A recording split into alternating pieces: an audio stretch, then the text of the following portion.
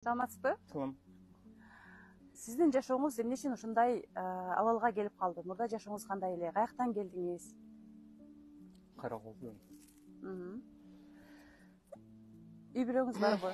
Үйүңүз, үй жайыңыз? Кандай себептер менен ушундай абалга келип калдыңыз? Мен кредитка мебель сагагам. Кредит алгам? Үйүп кеткен мебельни. Мебель, Кредит алып, мебельни салгансыз. Ооба. Мен уже төлөп бердим уже. Уже эчтеке жок. Үй бүлөңүз? Ажырашып кетти. Ажырашып кеттиңиз. Карыз болгондон кийин, Да. Когда банкрот болуп калган. Ата энеңиз бар беле? Жок, каза болду. Ушунун баары бүткөндөн кийин каза болдубу же бул башталгыч акта каза болду беле? Так. Мен уже 15 жыл. Атам 10 жыл. 5 жыл разница, да? Сиз карыз болгонго чейин алар каза болуп калышкан.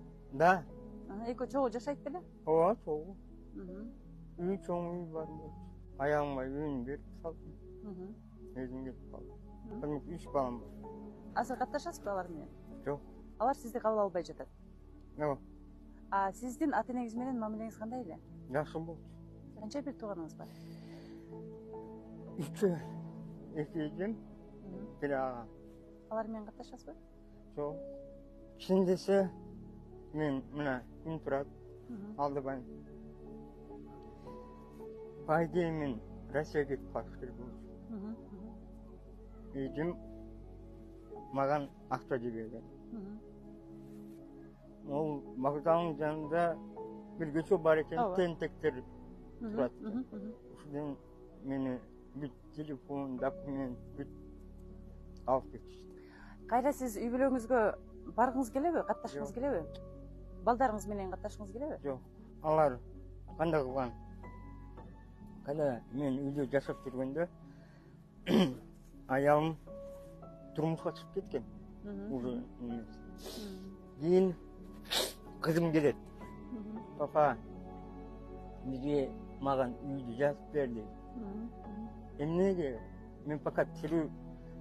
Кийин өзүм билем, кимге жазып берем десем, када унутуп калгыла. Сол бизде керде балдарыңыз бар. Сиз кайра обычный эле жанагы элдердин жашоосундай үйлүү жайлуу болуп, үй бүлөлүү болуп кайра кайткыңыз келеби? Чын десем, тойдум.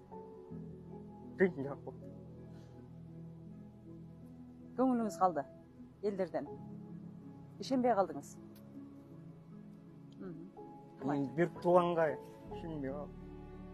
Мен элге ишенбейсиз.